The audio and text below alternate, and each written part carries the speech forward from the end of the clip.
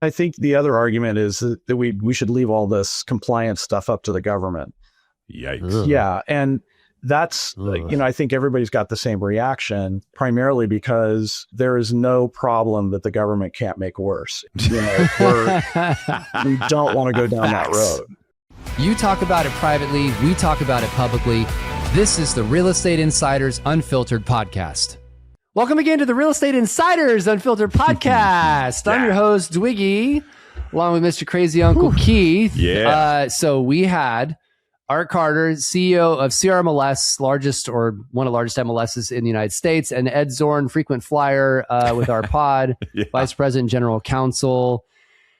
Man, we went deep. This is a long pod, by the way, like almost an hour, but we hit everything today in this podcast. And Keith pushed a little bit too, which was good. Like we're trying to really get both perspectives of this debate that's happening. So give everybody a little bit of background here. Yeah. First of all, two geniuses. So it was great to have them on and, to try to sort of pierce the fog of war, the confusion around all of the headlines and everything that's going on. So we covered the days on market debate. We had a coming soon explanation, which if I'm being honest, I might have to go re-listen to our own pod to figure it out. We talked private listings, MLS fines, and then, the real crux of the conversation is having the debate around what's actually in the best interest of your seller and how this is a confusing time. And that should be a really clear answer. And maybe we're muddying the waters a bit as an industry when we shouldn't. So great conversation, deep, buckle in, kids, put your listening ears on because we go deep and you're going to love this conversation. Put it in your ears, kids. Hey guys, let me give you a quick reality check heading into 2026.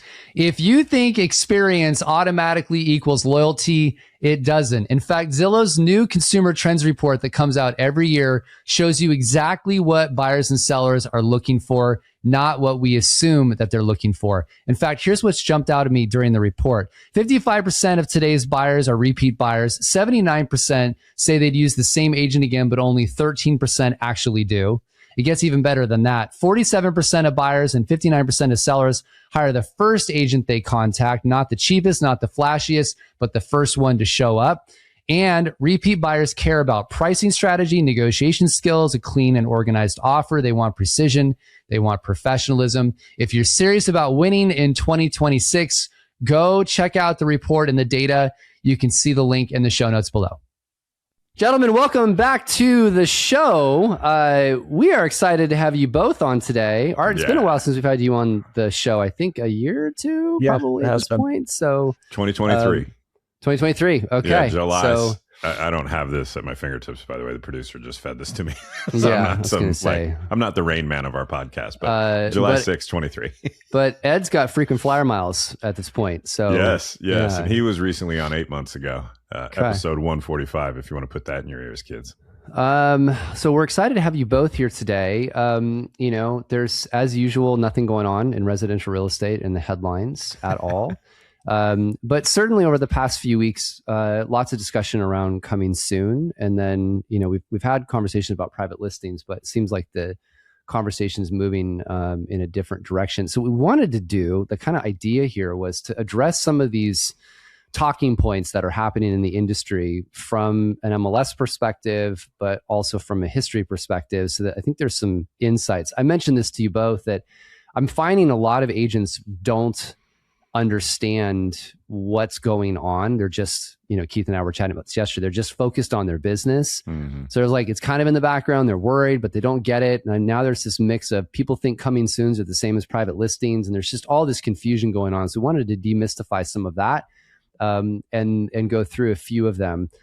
So, Art, I would love, since you wrote a piece that I actually have still, was really well written, about sort of the history of the MLS. We did an interview a few days ago, and for the first time, somebody was worried about fragmentation of the MLS. They were kind of talking about it, but they didn't really understand the history of how we got here. Can you give us just a few minutes where we were, where we are, why this system works, and just sort of the holistic overview? Because I feel like one of the training classes that should happen with agents is understanding a little more history of our industry and where it is today. I don't know if that's helpful, but yeah, I think that we did this exercise about a year ago of trying to figure out how many of our agents were even around during the last downturn, which was 2007 to 2009. And 60% of our agents had not experienced a downturn in the market. And so, Lucky.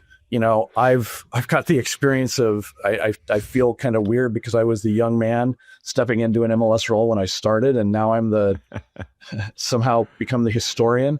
Happens to the best of us, Art. Yeah, Happens to the best of us. 30 plus years of experience, and, knowing where all this stuff came from and went.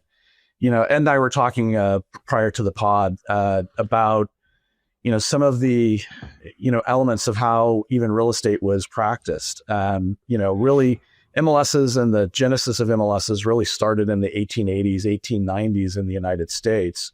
And, at that point, people who practiced real estate were called middlemen or real estate men. And the way they made money, there was no exclusive contracts. There was no contracts whatsoever. It was just, you found a buyer and you found a seller, and you convinced the buyer to pay a certain price. You convinced the seller to pay a certain price, and you pocketed whatever was in the middle. And that was the element of how real estate was practiced. And, really kind of fast forwarding, into the 20s and 30s, 1908, I think, was the genesis of what became NAR, which was the National Association of Real Estate Exchanges. And that was really bringing the MLSs together. To think that this realtor brand is what NAR was built around, it wasn't. It was around the concept of managing real estate exchanges and what became multiple listing services. So, there's a ton of history and a ton of different things that went on. But, at the basis of it, MLSs were built on this concept of cooperation and compensation in the beginning. Obviously, the Sitzer case took that out of the realm of what it is that we're doing. But the whole cooperative process, I get this all the time when I'm out speaking. It's just, they assume that I, as the head of the multiple listing service, am the one that's coming up with all these rules and regs. And, Ed and I are the ones in the back, offices trying to figure out how we can make lives harder for people. Farthest from the truth. These rules, these regs, everything that the MLS stands for is a history lesson over, 100 years of time and things that made sense that real estate professionals brought to the table and said, hey, we should be looking at this. We should be regulating this. We should be, standardizing the way that things are done in the industry and how people perform. Out of that came, the whole licensing move across the board. It was really a desire to become more of a professional more of a profession and more of a professional organization. And, you head into the 90s and the 2000s, and we went from, and James, you remember these days, from tear sheets to books to online. And online meant that you probably were paying for AOL or CompuServe or something along those lines, and you're using a modem to dial directly into the multiple listing service back end.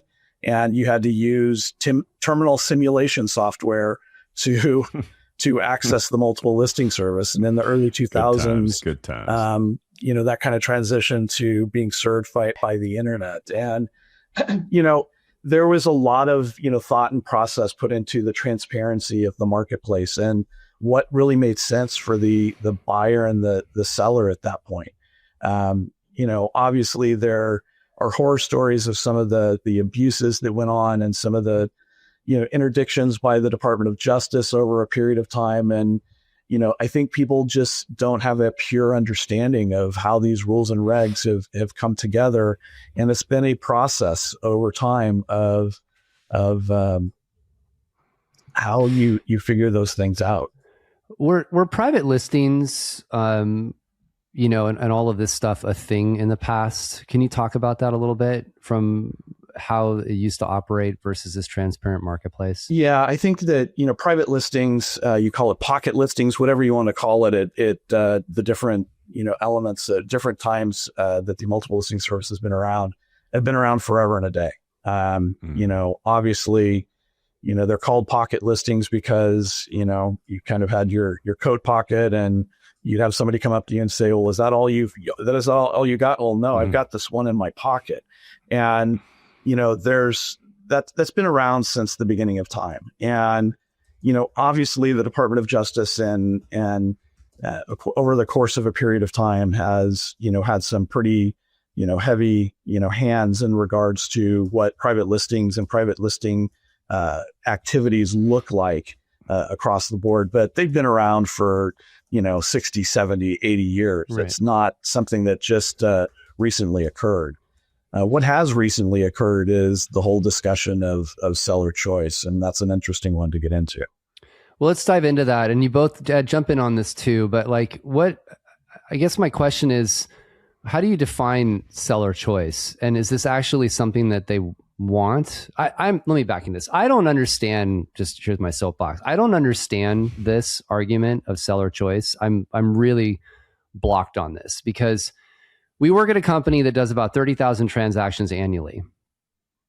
And Keith, jump in here too. I can't think of any time I've had an email from a seller who's pissed off that their property was in the MLS or on Zillow or whatever else. It's usually the opposite. It's like, why is my listing not being shown to the consumer? And so this seller choice thing, is it because it's like, America, and we shouldn't be told what to do, and the government shouldn't tell us, and MLS shouldn't tell us? Like, does anybody have any context on what this is about or how this originated? Because I can't find sellers who were pissed off at the process we've developed over the past 100 years. Let me give a use case just to take the other side of the coin, because I agree with everything James said. What I have heard sometimes from sellers is, I hate that this days on market thing shows so blank days, right? And is there a way to change that? And, agents try to figure out, depends on the MLS and the rules, and they'll do things to try to, I don't want to say game the system, but they'll follow the rules, but they will try to reset the days on market if they can. And I have heard people mention that sometimes the strictness of an MLS may not allow me to do some market research, some intel, some other stuff. Like, days on market could harm a seller, ? Right? That sounded like a statement. And that's the only piece of everything that you said, James. That's the only one that I have heard come up where I'm like, oh, okay, well, I could see how that could affect a seller or influence a seller or change a seller's feelings around when it's quote unquote active versus pocket. Thoughts on any of this, guys? Yeah, I think the initial stage that I talk, about, James, is, what situation does make sense for a seller to want to have their listing off the multiple listing service? And let's start in all honesty, those are pretty much edge cases. They're celebrities, they're judges, they're, police chiefs, they're people who, have a vested interest in not having their abode to be publicly, their location to be publicly available. And we get that. And I think there's mechanisms within the rule sets to allow people to do what it is that they want to do in those situations. But for the average, home seller, there is not a logical argument from my standpoint that I can see that it benefits them to hold it off the multiple listing service. DOM and price changes, those are some deeper level discussions, but I'd let Ed kind of comment on the additional. Yeah. So just to be really clear, days on market is not the same as days marketed. Our wonderful English language sometimes uses a same or similar word to mean different things. Days on market is always the same. It's always been the same since listing agreements were ever signed. And in the MLS world, historically, we always measured it like this until about 10 years ago. Day one is the day that a seller hires a listing agent at a set price to go find them a buyer for which that seller will pay the person a fee. On that day, that home is absolutely on the market, right? If somebody came along and said, hey, I would like to buy this house for, $1 million, and there's a listing agreement signed for $950,000, a transaction is going to happen because the house is on the market. That is completely different than the conversation of, how are you going to market the property? What are you going to do as a listing agent to go out there and find a buyer for me? And that's why, what has it been? A little over a year ago, CRMLS actually abandoned days on market. We don't have days on market in our MLS because we didn't think with these changes that have happened that it's a very accurate reflection of what our computer is spitting out as far as a number, right? So our measurement is days active in MLS. Right. And so that we can track, that we can be very accurate upon. But guys, that doesn't mean that's not the same thing as days on market. I understand, but like, and Ed, I love you, right? Oh, But yeah, what agents don't want is a semantics discussion, right? Like there is a thing that says days on market in my MLS. That is what gets reported. That is what gets put everywhere. That is days on market. Like, yes, you can explain to me why that isn't accurate, but my experience and my client's experience is the little thing says, and how many MLSs out there have abandoned days on market? Right. That's for them to I guess let me explore that a little bit with you, Keith. Yeah. Why do you think your seller and the conversations you've had, what's the concern with showing days on market? Because if it's the first question is, if most properties are selling faster, then what's wrong with my home? That's the first question. So then the question becomes, does it impact the value? Is that the concern? It could. Yeah, sure. It certainly impacts the experience, which is what I manage, right? So what would be helpful? And look, just audience, I'm taking the other side. So this podcast is interesting, right? So what would sure be helpful is if I could have a few weeks to figure out exactly where I want to price it, maybe have some people come through, give me feedback on value, and that I don't burn the first 14 days while I'm crafting my strategy. So Keith, at what point, what's the dividing line of what? Because days on market and price changes are facts about properties. What's the dividing line? Yeah. But currently, there's a reason you guys abandoned it, right? Like, so how was it done prior to you guys punting on days on market? Usually it's when I put it in the MLS, that's day one, right? I mean, that's my understanding of how most MLSs work. That's how they work today. Keep in mind, correct, Keith, that before this coming soon thing, which is the reason we're here, right? Yeah. Almost every MLS measured days on market. And this is, by the way, how it was in 2017, 18, and 19 before the clear cooperation policy, right? Days on market started on list contract dates. So if you were off MLS, which you could fully publicly market, right? That was completely allowed before CCP and not put in the MLS. And in fact, we had about 1,000 listings a month that started off life like that in 2019. Yep. And then if for most MLSs, right? And if this included CRMLS, if you marketed the property in that period of time and you put it into the MLS, let's say 14 days later, you showed up with 14 days on market because, shock of all shocks, that was the truth. Yeah, sure.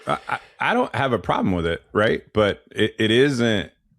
My experience is that's not how it wasn't how it was done after CCP, correct? Like, I'm not the MLS expert. I don't know why I'm the one here trying to take this side. You're just taking the sides to make an interesting conversation. Well, these are what agents look. These are what I'm an agent, right? I'm not, but like I have a vaguely functioning knowledge of how MLS works, but not a deep understanding. If I'm being honest, nor do I want to. Right? Like that. I want to go sell houses and shepherd people through one of the most stressful transactions in their life. And you and James and Art can debate the nits and the bits and where things should go, and I'll follow the rules. I just want to be able to go sell houses, and right, like you get. I just want that voice to be heard because I feel like there's a lot of agents that feel that way. I think one of the things that Ed's making a point of, though, and this is an important part to distinction on it, is I've talked to 3 real estate commissioners, and they classify days on market as what Ed said. Basically, if you have a signed listing agreement and somebody wrote an offer today, and they also went as far as saying that if somebody asked you how long the property's been on the market and you didn't put that information in there, that's fraud. Sure. Because you're literally withholding information from a buyer that's information that you know. And but MLSs don't even do it that way. Well, but to be clear, and I think this is what they're saying, is that there's 2 different fields here. There is this actual days on market. And if somebody was to ask you how long the home has been on the market, an agent legally is required to tell the person that we've been on the market since the day of which, whatever they signed the agreement. And I guess the point, Keith, is there's some gray area here that has to be worked out because 3 real estate commissioners, I'm not going to name who they are, all said the same thing to me. It's like, yeah, and if you don't tell them the truth, that's like withholding information. It could be classified as fraud. And yet there are MLSs, I think, today putting out a thing that says DOM, and they might not mean days on market. They might mean days on MLS, right? So, but that isn't, yeah. Right? Like you get like, this gets so convoluted. I would love it if it was as clear as across the board, doesn't matter. It's when you sign the contract date, that's day one, and we carry it forward from there. That would be amazing. And it is possible, guys, to have more than one day. But there's no rule that says we can only use one way to measure something, right? So that's what we thought days active in MLS is a valid measurement. It shows you when the marketing is happening in the MLS, wide distribution, ability to show.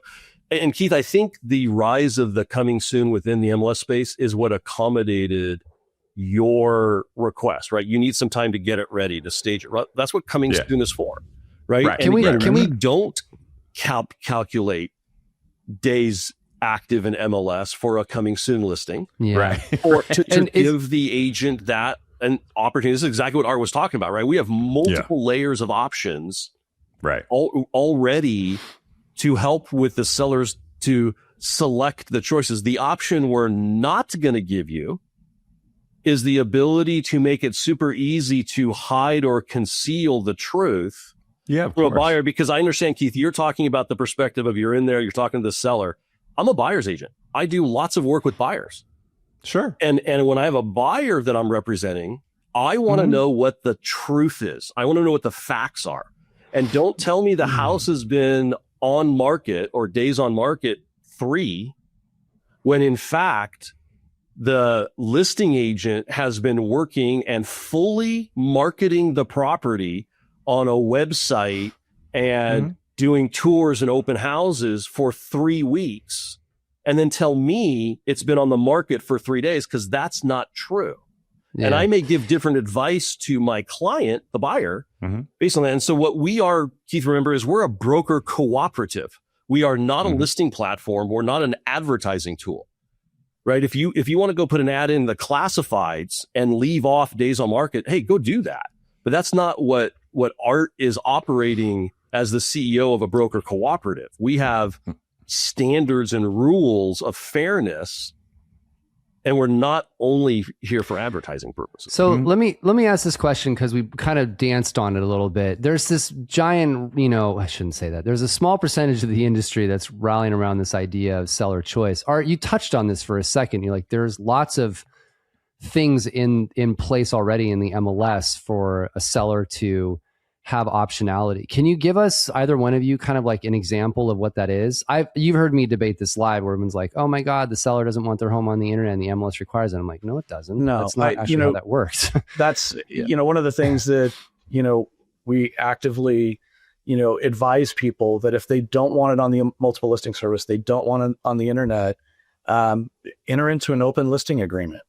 Our rules basically dictate that you do not have to put open listings into our system. Obviously there's, some levels of risk, but, Ed can talk about, some of his experiences on the commercial side where this is done all the time. And, in order to expose your listing to other agents within the system, you enter into NDAs at that point. Those are such edge cases that you don't see that happening very often. I'm still surprised that I've got 30, 40 listings at any point that are open listings within the CRMLS platform, because we allow people to input them, but we do not require it. Just in case, this would be a rare use case, but just in case someone doesn't know what an open listing is, can you explain that? You want me to do that, Art? Go ahead, Ed. So an open listing is, frankly, guys, how every other country in the world works. Yeah. Right. And what that is, an open listing says, I'm only going to pay you, the agent, if you're the one who procures and brings me the buyer. If somebody else brings the buyer, or if I, the seller, bring the buyer, then I don't owe a fee to you. You only get paid for performance, right? And that's different than an exclusive listing agent, which is what the norm is. Yep. One way to talk about an exclusive listing agent is, think about this. The seller hired you, Keith, to find the buyer, and you didn't. You failed, and you still got your 100% of your commission. Guys, that's an exclusive listing agreement. Right now, the exclusive listing agreement is absolutely critical for the operation of a multiple listing service. Right. Because 87% of the time, it's CRMLS. The broker who took the listing is not the broker that bought the buyer to the transaction. So you need to assure that the listing agent gets paid in an exclusive situation, because that's what creates the environment to do this cooperation. Because they're sharing their info. They're basically saying this is a seller. Yeah, exactly. But the reason we have this rule is we call them no cooperation listings inside of CRMLS, right? So if you take a no cooperation listing, that's the listing where you're not going to share it on the MLS, right? Then you're not allowed to publicly market it because it is against the concepts of cooperation.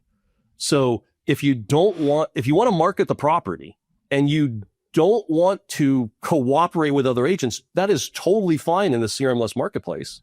Is that standard, by the way, across most MLSs? Absolutely. That's actually, most MLSs don't take an open listing into the service. Like most of them have rules that say you're not allowed to input an open listing that's the vast majority. So by default, that means if you take an open listing, it's not subject to CCP. Like the way we wrote our rule is specific to an exclusive listing having to be submitted. So when you get to seller's choice, James, that's the ultimate seller's choice. Because let me tell you what's not seller's choice. The seller enters into an exclusive listing with Keith. So I hire Keith exclusively. So Keith is the only agent that I'm hiring, and I'm going to pay Keith no matter what happens, even if he doesn't find the buyer. Keith does not put it in the MLS. It's not subject to cooperation. And Art comes along with a potential buyer having nothing to do with Keith. I'm screwed as a seller because I still have to pay Keith, even though Art is the one who did the work and brought me a buyer. I still got to pay Keith 100% of the money, even though Keith failed. That's exclusive. Well, what choice is that for me as a seller? I want to deal with Art and I don't want to have to pay Keith who failed, but now I cannot. So an exclusive agreement, not in the MLS subject to cooperation, creates this problem. And that's really the heart of what we're talking about here. So seller choice, if a seller really wants the ability to do what they want, which by the way, I find that so far-fetched that a seller is actually dictating all of that. But anyways, then the agent just needs to offer them a non-exclusive listing agreement, and then the seller can choose to put it on whatever website they want or not or whatever. And none of the MLS rules essentially apply. I shouldn't say none, but almost all the MLS rules don't apply. Is that correct? Correct. Right. Yeah. Yeah, absolutely. And the reason that's okay is that seller, that property is open to the open market, right? Because I, as a buyer's agent, I can now bring my buyer to that property that I see advertised that's not in the MLS. Whereas if it's an exclusive listing agreement and being advertised and not in the MLS, what am I going to do as a buyer's agent? And this was, in fact, the problem in 2018 and 2019 that led to the creation of clear cooperation policy. It was this exact thing happening. And if a seller didn't want to have their house, publicized on all these different websites, then there's an ability in the MLS for the agent to turn off internet syndication, essentially. Is that correct? Yeah, that was part of the consent decree that we all entered into in 2005 with the Department of Justice, which is, 4 checkboxes for internet yes, no, and for a wide variety of things, AVMs, yes, no. So absolutely, once you enter the listing into any MLS that follows NAR's rules, you do have the capability of saying, no, I don't want it to go out via the internet to any of the websites or any IDX or any IDX sites. So privacy of a seller has been in there since 2005, essentially. And if it's like, oh, I don't want anybody to know about it, that's fine. It's available for the agents in the MLS to know that there's a property for sale, but it's not publicly displayed anywhere else. Correct. From a privacy perspective. Let's talk about this coming soon, since this managed to become the headline everywhere at this point. My understanding, and I'm probably wrong because I don't know the MLS world like you do, is that not every MLS has coming soon policy and they vary. Is that a fair statement? MLS has set different rules on coming soon. I was going to make the comment earlier that it'd be awesome if there was a national organization that dictated how MLSs could follow rules. But what are you referring to, Art? I'm confused. Coming soon is one of those animals that there has never been a discussion at the NAR level to have standard rules around. And we tried in California to get all the MLSs on board with negotiated coming soon rules, and failed miserably because there's just different elements of market pressures that every MLS is under. So everybody's got different coming soon rules. I never wanted coming soon at CRMLS. It goes back to the point that I'm not in some corner with Ed dictating the rules. And I've told my board this, I don't want them, but I have to, because every other MLS around us has it. And in order to placate everybody, we've had to implement those. But coming soon is one of those animals that it is you're going to get a different flavor in every MLS you go to.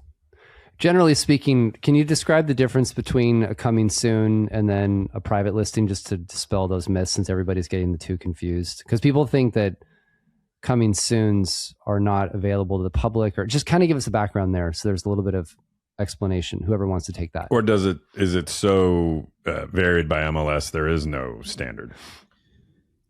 So there has been there is a standard that's been dictated, primarily because, MLSs are competitive with each other.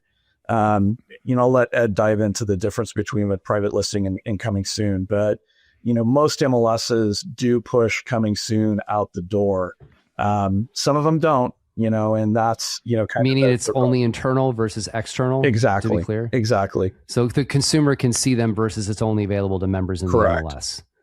Understood. Yeah. So there's different layers here, James, what we're talking about. So let's start with the, listing, an exclusive listing agreement gets signed. So that's kind of state one. Standard. And then what some people call a private listing, which again is weird to me because the idea of a listing is a board with a bunch of addresses that are for sale for everyone to see. So the word private listing is a little bit of an oxymoron. That's again why CMRS calls them no cooperation listings. So these are people who sign an exclusive listing agreement, have instructed their agent that I don't want it in the multiple listing service. Okay, so it's not available for cooperation in the MLS. Right. That's what we call a no cooperation listing. Right. I call them also hidden listings. Right.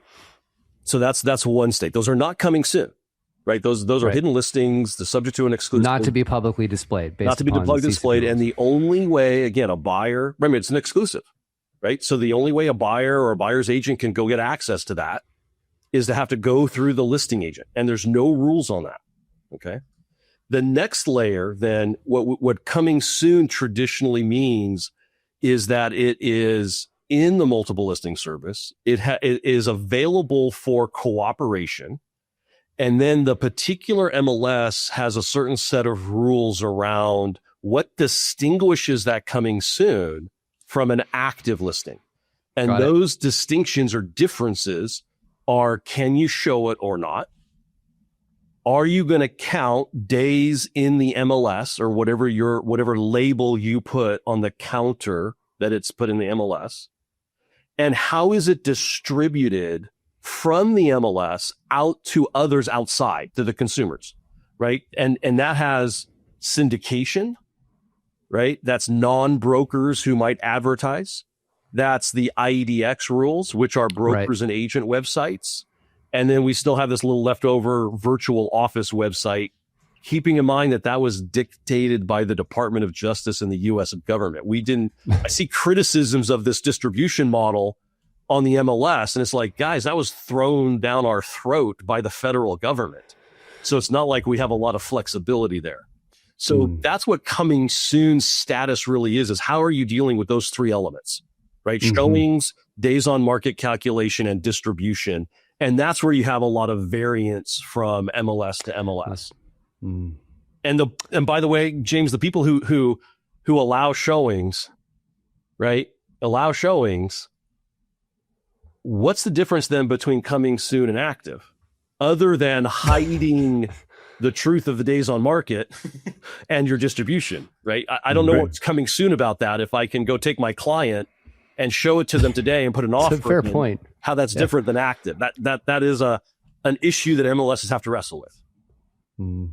Hey, Keith, do you guys something? get why people are confused? James asked a really simple question. What's the difference between coming soon and private listing? And it was a 7-minute layered depends. And Ed, I'm not picking on you. Your answer is 100% correct. And you have to do that waterfall of logic to answer the question. And then it depends at the local market what the real answer is, because there is variance between MLSs. Yikes. That's why you get paid thousands of dollars, guys, to represent sellers and buyers in transactions, because it's not a 2-word Right. answer to do a transaction. I get it, but like, I have enough. Again, I'm just wearing my agent hat in this conversation because I think it'll be fun, right? Like, yeah, Ed, but like, I don't want a 9-minute answer for if my client says, "What's the difference between these two things?" Like, I make a lot of money, sure, but I don't make a lot of money to be an expert on MLS rules. I have to be, but like, I don't. That's not why. But do you know why this exists, though, Keith? Yeah, is I do. because all But these tell the agents audience. are skirting rules, and then there's rules created Are they? to stop. Are all these agents? I'm skirting not saying rules? all these agents, but this is a good segue for this. I mean, the rules are created by the board, which is agents. Brokers. Am I wrong? They're not created by. I mean, I know. Well, 'cause that's I've how sat you on one, ended but, up like, with the showing part that Ed's confused about, because I'm with you. the What agents want to be able to show it. I understand that. I'm Put just it in saying as that the active, rules. Keith. Well, no, look, hey, I don't run an MLS. Don't yell at me. I'm just telling you why that's in there, right? We have Like, an answer for that criticism. I want to show the property. Fantastic. Then put it in as active and go show the property. We have no problem with that. Go do it. We've created all these use cases. Cooperate. yeah. And then agents want to put it back in as coming soon again, and there is no second coming of coming soon. This is the part that I'm really confused about, Keith. And to your point, I'm piggybacking off of you a little bit. We created all these use cases because somebody wanted something to do something different. When the reality is, I'm going to simplify. The properties should just be visible for the open market to see the goddamn thing, because they're going to buy the house that they like. Sure.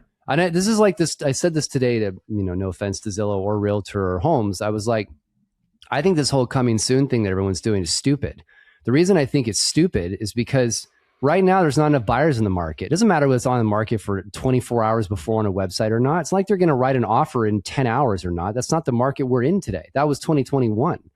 So like, some of these things that are happening just seem so like they're gimmicky, just to get an extra little edge over somebody else, when in my brain, it's like, here's a property for sale, expose it, bring people in, and go from there. And maybe I'm being too simplified about that.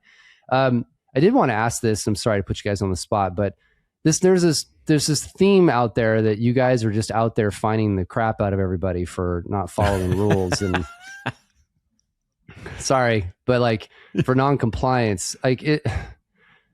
I have a little bit of understanding this. Ed, can you talk about that? Just to dispel some of these myths that you guys are just giant fine takers like the government or something? Yeah. Remember, we're a broker cooperative. That's what we are. We're not an advertising platform. And so as a broker cooperative, I'm sure Keith, when he goes into that CMA and it does a CMA and goes do a presentation with listing, Keith, you want to actually have the actual sale price, right? Not a fake number. That's correct. And you want the day it actually closed, not a fake number. Yes. And you want the actual square footage for all of those things to happen. Because here's the thing, guys. There's a lot more money to be made by agents if they cannot tell the truth.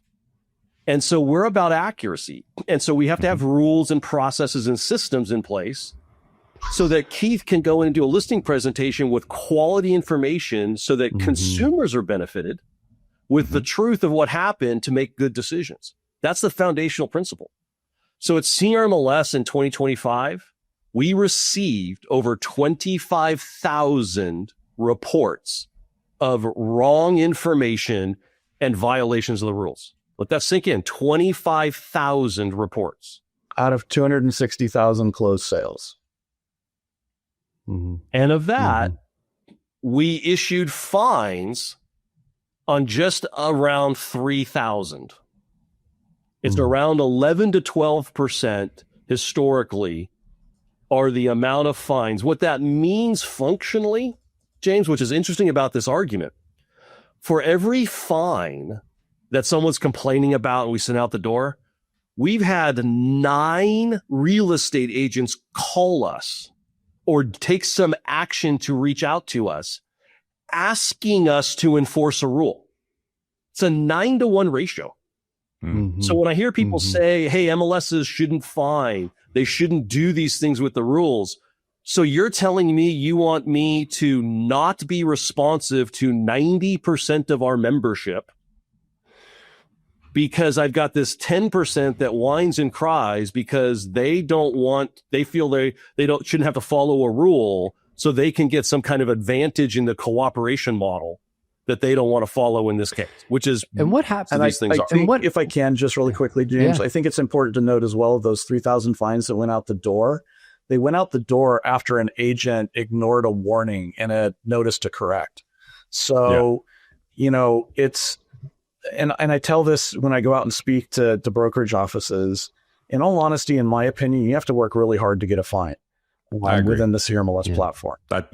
I agree with every MLS I've ever been involved with, and it's not tons, but no, they aren't trying to figure out how to fine you. No, They're trying to figure out how to get you to follow the rules. I don't want fine income. I really don't want fine income. If we could figure out another way to get compliance to the rules without fining people, I'd absolutely do it. And without these deterrents, the system would be a mess and the data would be a mess and comps would be off and appraisal, and it just goes down the entire list. Like, it just becomes an issue. I mean, it's why we have speed limit tickets and things. Otherwise, people just do what they want. The few times it made it to my consciousness that my local MLS fined somebody, I was like, yeah, that MFer deserved it. Right. So, I haven't had an experience where someone made a mistake and they're getting fined. Right. There are warnings. It's the people who don't heed those and just blow right through and be like, your rule's stupid, I'm going to do it anyway. Okay, then, pay the fine then. Right. If you're going to speed, pay the ticket. Like, I don't know. What do you want me to tell you? That particular trope is a little silly. And if y'all are out there saying it, I'd recommend, the people who are saying it haven't even been to the MLS to ask them if this is true, to look at the data. They've probably never even been fined or even gotten a love letter. That's what I used to call them. They've never even gotten a love letter from the MLS, right? Like, it just is fun to put on social media. And I think the other argument is that we should leave all this compliance stuff up to the government. Yikes. Yeah. And that's, I think everybody's got the same reaction, primarily because there is no problem that the government can't make worse. And, we don't want to go down that road. Hey, let me ask this agree. one. I've heard this one circulating recently because, my social media is a giant feed of people trolling me all the time. So it's fun to look at the comments. It is interesting. So some of the industry state that MLSs shouldn't be fining agents for doing what their seller wanted, that they have a fiduciary duty to follow the seller's requests. Who wants to tackle that grenade? Oh boy. I'll leave I that like to this Ed. one. Go ahead, Ed. This I can is clear where Ed's licking his Every chops. fiber Art, sorry. of my previous life as a plaintiff's attorney, litigation attorney, Here comes up. kids. You can tell people who make that argument probably don't have a real estate license because, and Keith is laughing, right? Because he knows exactly where I'm going. In what world is your fiduciary duty to do whatever the seller told you? So you walk into the house, Keith, and you're about to put the listing in play, and you hand the seller the disclosure statement he's got to fill out, and you got to fill yours out as well, at least in California. And the seller tells you, well, you know what? I had a huge roof leak 3 months ago, and I got great new white paint, and it's at least 15 to 20 grand to fix that. Hey, Keith, make sure you don't tell anybody about that, and I'm not putting this on any piece of paper. Is it your fiduciary duty, Keith, to go 2 thumbs up? Absolutely. We'll do everything we can to conceal that immaterial fact from any kind of buyer that comes in the door. Like, can James be the agent on the next role play? Because it's silly. It's I think it's just lazy logic and a little bit of, we do have a fair bit of, don't tread on me-ism seems to be sort of in vogue, which is fine, no problem. But it's just lazy logic, right? Like I have a fiduciary, if we use the fiduciary shield incorrectly, we're going to get in trouble, right? That relationship to me is sacrosanct. It has to be the bright line.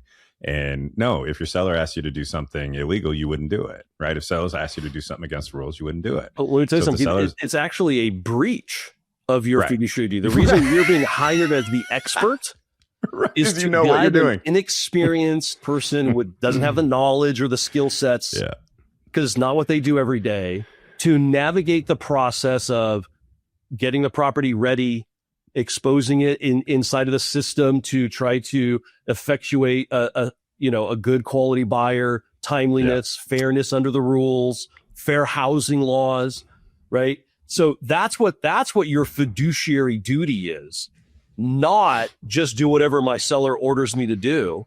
Right. It's a very silly argument. Yeah. All right. Let me ask a couple more questions, and these are the ones that we'll let you guys kind of pontificate on. There's obviously this movement, affiliations for coming soons with Redfin, now Zillow, Homes, Realtor, where they're essentially going to these portals first. What's your thought on all of this? Are you worried about fragmentation of the market? Like, what's your take on this movement that brokerages are doing now? I think, my apologies, Keith, but this is not going to be a one sentence answer. No, it's okay. None of them are. That's why we're on a podcast. As much as I would love for it to be a one sentence answer. I know. It depends, James. I mean, coming soons go out the door at CRMLS. They go out to all the different websites. My concerns and my difficulties come in that, being involved during the process of the Department of Justice lawsuit. The Department of Justice lawsuit in 2004 was primarily centered around NAR's new policy called the IDL policy, which basically at its core allowed brokerages to choose what other brokerages could display their listings on the internet. Mm-hmm. And it is bizarre. Just stop there real quick. Sorry. They could basically go, I don't want to let this brokerage have my listings, but that brokerage can. I want to make sure everybody got what you just said. So, yeah. Okay. And Redfin was at the Department of Justice had a real problem with that. Yeah. Redfin was at the forefront of the fight with the Department of Justice at that point. And, it's bizarre world to me that we're back in the same place again. That's my concern, is that at some point, maybe not in today's environment, but at some point this will be litigated again. And, the concept of, and AI is completely obliterating some of these structures anyways. Yeah. So it's, James, go ask ChatGPT or go ask Grok or Claude, any of them, how many days on market a listing has, and they'll probably get it a lot closer than anything that, an agent is displaying. So, I think it's this, that being said, so there's a real risk for brokers here. Yeah. So just to point this out, you had, some of the big ones like Remax and Keller and others who, and this isn't a hit on them, this is their own press release, they partnered exclusively with Zillow. EXP took a different approach, and they went open, said anybody can have our listing data, non-exclusive to any portals. So I'm not a lawyer, but that seems like that's avoiding more antitrust issues versus the others are potentially going right back to where it was in 2005. Did I miss something, Ed? You're the lawyer. I'm not. You're not missing it. That it means there's safety in what EXP is doing, and at the exact same moment. So you telling me Zillow is telling EXP they're not allowed to put their listings on Zillow because it's, quote, not an exclusive because EXP won't agree to not share the listing with others? And you have horizontal competitors entering into a written agreement? I don't know. That sounds extremely problematic to me from an antitrust perspective. Interesting. Where does this go from...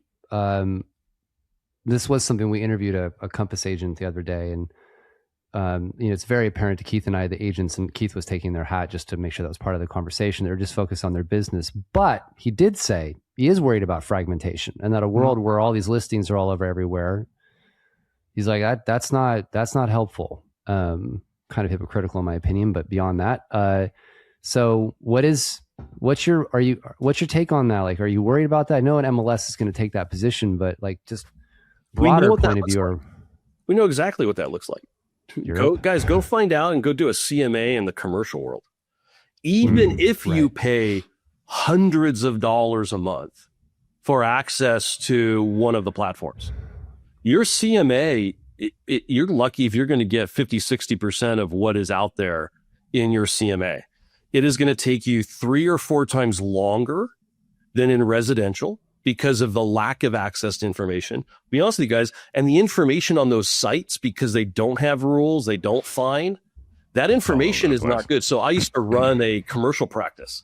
I used to tell my agents this: when that company over there that we have access to calls you to confirm something, please don't lie to them because you're annoyed that they're calling you. We need the good data. So that was like an active thing that would happen.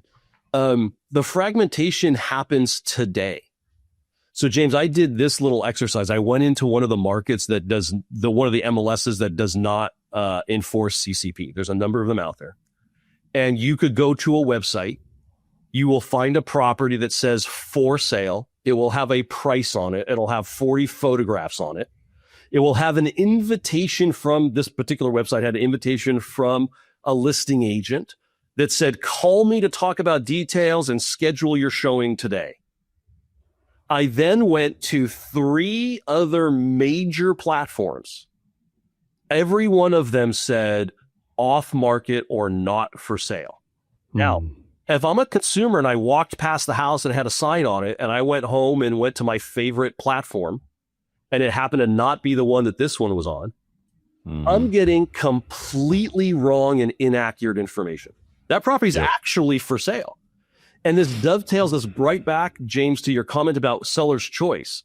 I'm head scratching going, I want to know, did the listing agent explain to this consumer, this seller, that when we engage in this process of marketing the property before the MLS, that if a consumer sees us advertising with a sign or Facebook or someplace and goes to their favored portal, that the information on that portal will be completely wrong and will actually say that your property is not for sale.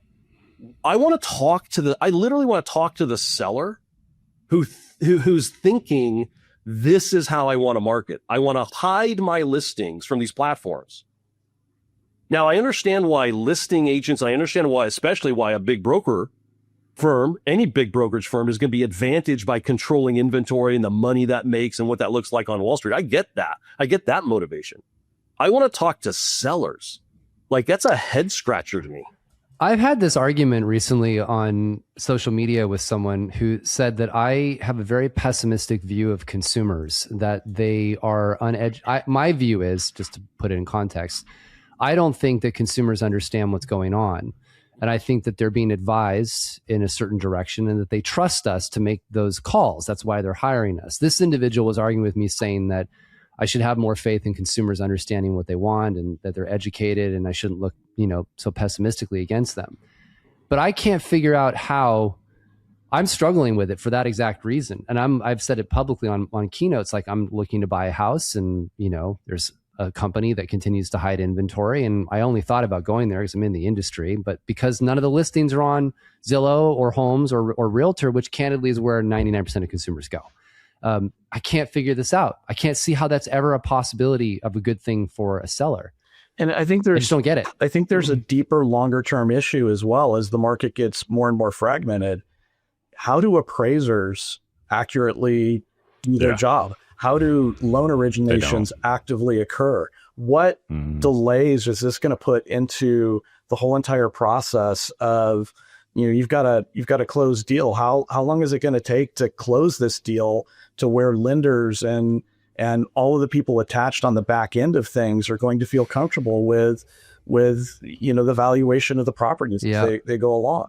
We're not having those discussions enough. There's deeper things going on. We're going to be releasing a joint study with a local university at the end of mid part of April that talks about exactly that. Because everybody's talking about there is this differential in between what a house sells for on the multiple listing service versus what it sells off the multiple listing service. But nobody's really talking about, the longer term effects of off market activity.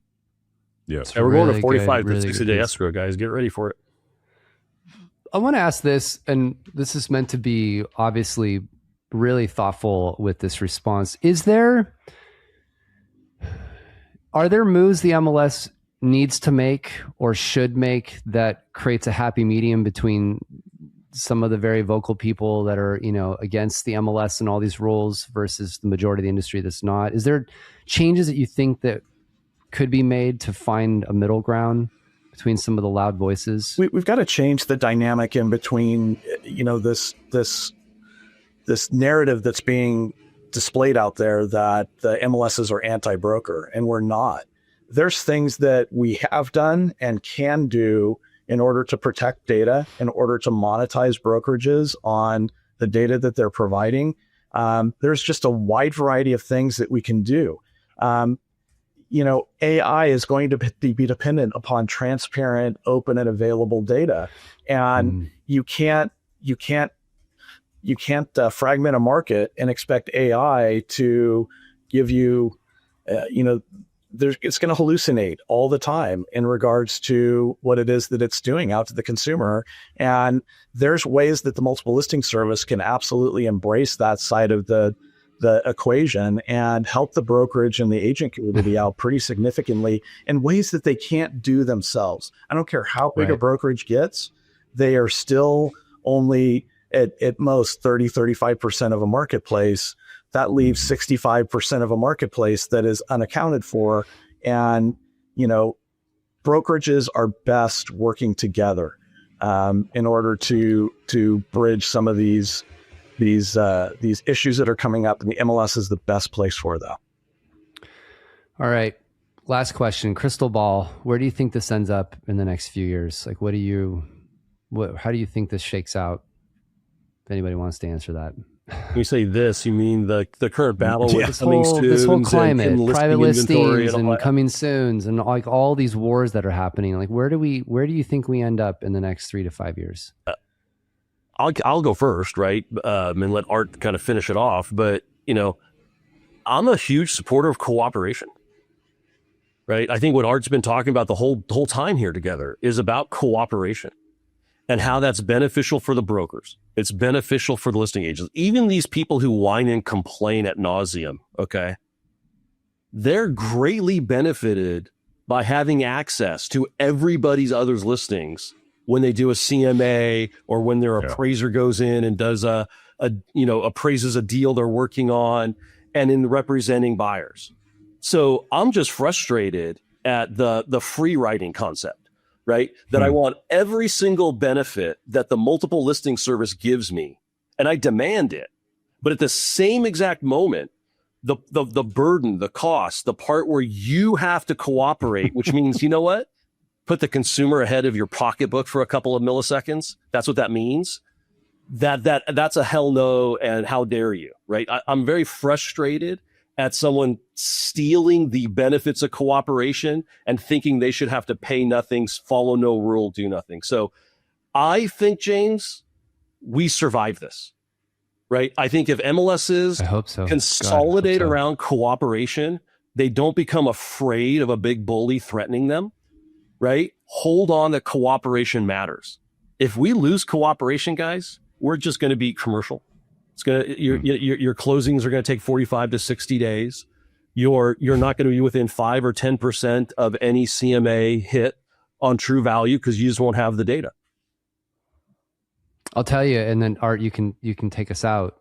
We interviewed a top brokerage in Costa Rica, and it was fat. First of all, I want to move there, but that's not the point. It was fascinating listening to them talk about no MLS. And just the Keith and I were just scratching our heads, just going, everybody in this country is so damn entitled, and they have no idea. When I say this country, the United States, they have no idea how good they have it. When he's just like, he's literally said, he's just like, I don't know, you guys are crazy over there. Like, what we're trying to build the very thing you guys are trying to tear apart. Doesn't make any sense to me at all. Just for viewers and listeners, by the way, you should go listen to that podcast with Todd. It was amazing. Just we'll fantastic. put it in the show notes. Put in the show notes. Art, Close your us thoughts? out. You've been doing this a long time, man. Close us out. Give us last thoughts on all everything. I wish you had asked a more positive question to close it out because, well, maybe give us positive response. It's yours. You take the floor. My positive response is I'm positive it's going to end up in more litigation. Right. So, I think that's just inevitable given our trajectory and how closely all these plaintiffs' attorneys are circling the real estate industry. They're looking for the next pork chop, and I'm afraid that this is it. What do you think that litigation is? Just to get a little more specific, like what do you think that's around? There's been so many published articles about the differential in between what a seller can get off of the multiple listing service versus the private a hidden listing advocate's capabilities, and I think that that's probably our next class action, our next move. Mm-hmm. Yeah, I've been saying that from the rooftops for a while. It's a pretty easy case to win. It's easier than Burnett Sitzer, and we lost that one. So, well, and I mean, in my opinion, the only reason they aren't now is they want the class to get big enough that it's juicy. Like they'll just wait. It's not like as soon as the market, it'll be like sharks in the water. Yeah, it's not like we're the only ones who have thought of this, right? Yeah. I'm sure those fine attorneys have gotten wind. So brace yourself, kids. We did invite some class action lawyers on our podcast to talk about the private listings thing and the risks of it. None of them would come on because they didn't want to actually explain it. They don't want anyone to change fact, is what they're saying. Should tell you what the problem is, people. Guys, thanks for that. Keith and I are massive supporters of the MLS. We have to play both sides to make it interesting podcast. But and I do think that we try to be the voice of the industry, both sides, right? And I think sometimes. Sorry, I'm going to go on my soapbox for 10 seconds as we were wrapping, but I think there's on both ends of this debate. There are very, very vocal folks, James and I being some of those folks, right? But sometimes I think what we lose sight of is just in the debate, not that we lose sight of it in our day-to-day lives, but the thick middle, the 90% or the 80% of the agents, the 10% on the two extremes are doing extreme things. The 80% in the middle really want to follow the rules, really want to absolutely do the right thing. 100% want to do the right thing for their seller. They're confused.